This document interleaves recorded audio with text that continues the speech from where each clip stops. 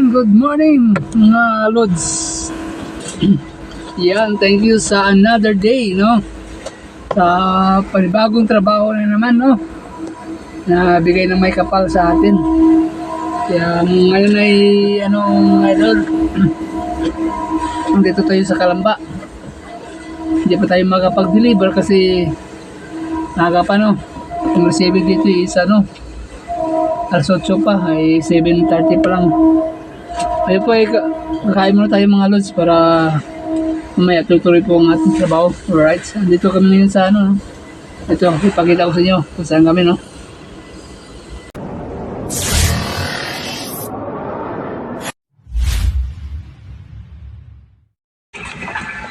Ayan mga Lods, no? Dito tayo ngayon sa paggawa ng mga alambre, yung tinatali sa mga bakal, no?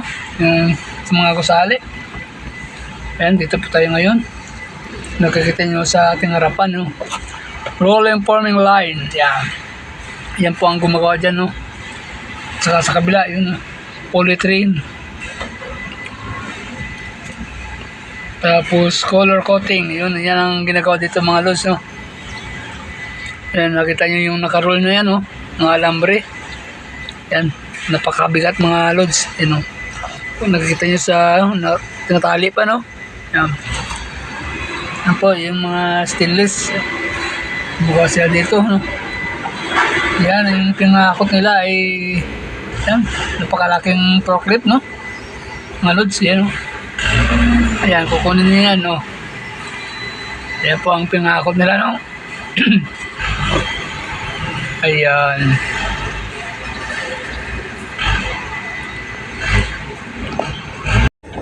Yan mga idol, no? Nakita nyo na.